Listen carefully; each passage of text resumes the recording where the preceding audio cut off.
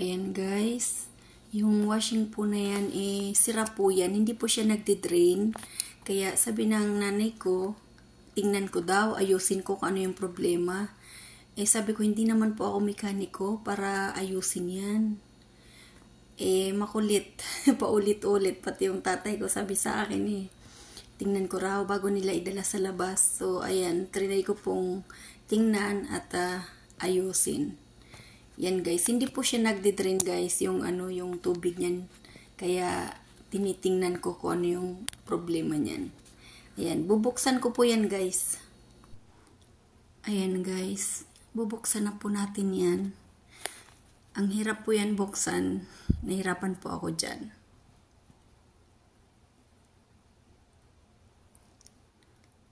Ayan, antayin po natin mabuksan. Ayan, nabuksan na po natin. Kaso ang hirap tanggalin yan. Natakip. Ayun, nabuksan na rin natin. At ayan, tingnan natin yung kable dyan sa loob. At ayan, tinitingnan ko po rin po yan dyan kasi bubuksan ko po yung nandyan sa taas. Yan, buksan po natin. Pasensya na po kaya't hindi marunong yung nagkukuha sa akin ng video. Sabi ko, kuha na ng video yung ginagawa ko pa. Kaso, kung saan lang po siya nakatutok, andun lang po siya. Ayan, yung likod ko po yung kinukuhanan niya.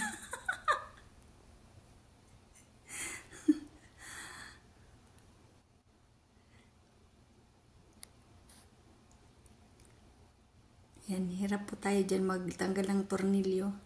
Kasi puro nakalawang yung tornilyo.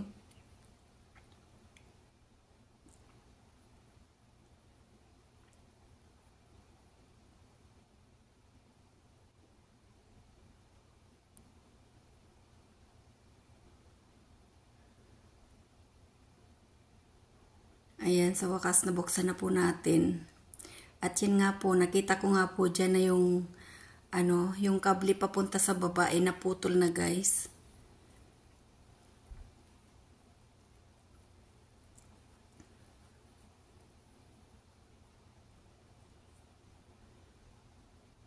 Kaya pala pag dinidrain, hindi na po mabuksan yung nandyan sa baba. Kasi yung plastic na tali.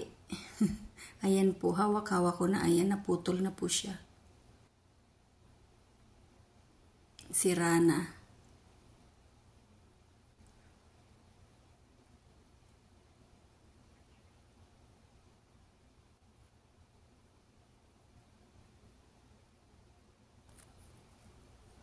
Papalitan ko po yan guys ng maliit na alambre.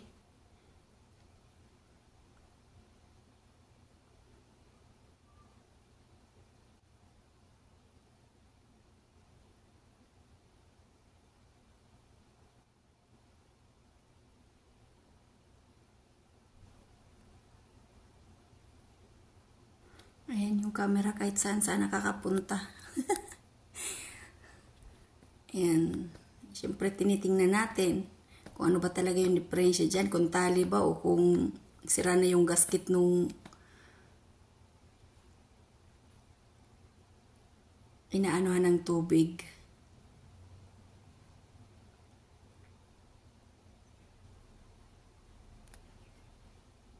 Ayan o.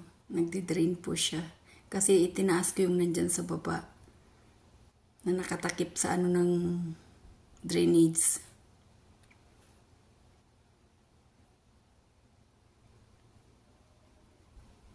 Ayan, ayan, nilagyan na po natin ng alambre. Kaya nagde-drain na po siya guys.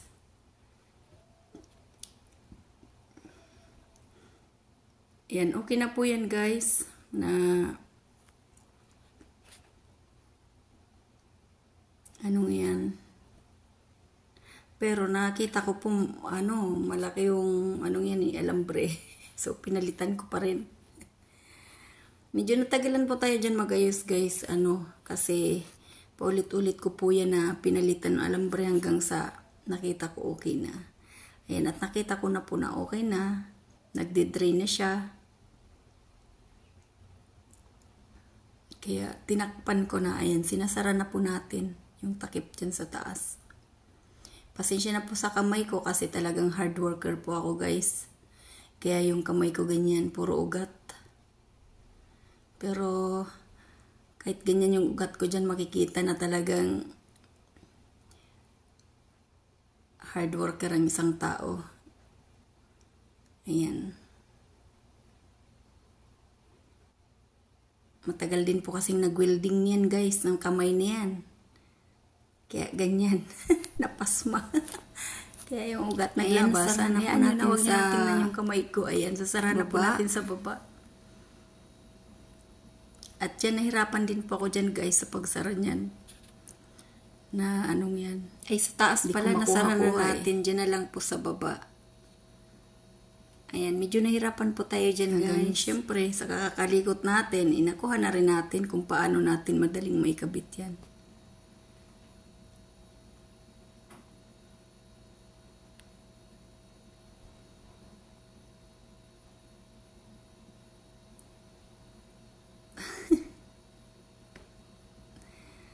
Diba, sabi nga kung may paraan para-paraan lang. Ayan, medyo nahirapan po ako dyan, guys, pero yung CR po na yan, guys, hindi po yan, nakuha ko rin po yung hindi po namin ginagamit yan. Andyan lang po yan sa labas. Pag may mga katulong dito, mga katulong yung gumagamit niya na iba. Kaya, pag mayroong tao dito, silang naglilinis dyan. Hindi ko po linilinis yan. Minsan lang. Kasi hindi naman po yan ginagamit. Nandyan lang yung washing machine na yan kasi pag may mga katulong dito na nag-i-stay, sila yung gumagamit niyan.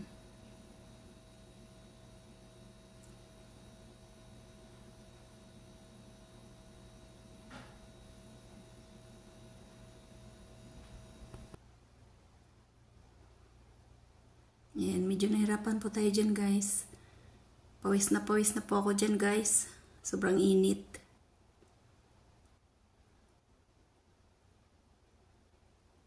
Kasi pati mga panlalaking gawain dito, gusto ng amo ko, halos gusto ng amo ko, ako pa yung maggawa kung kakayanin ko. Kaya minsan kahit alam ko, sabi ko hindi ko alam, sabi ko tumawag kayo ng lalaki, hindi yan pambabaeng trabaho. Kaso kinulit ako ng kinulit. Ayan, nakalive ako niyan, guys, nung time na yan, kaya yung isa kong po nandun sa baba, sa gilid, pinapakita ko po dyan yung ginagawa ko habang nakalive tayo.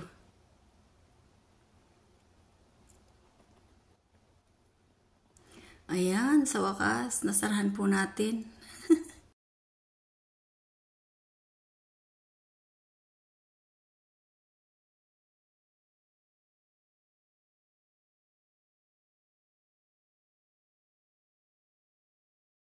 Ayan, okay na yung ano nyo. Ayan, guys, okay na sa wakas yung washing nila.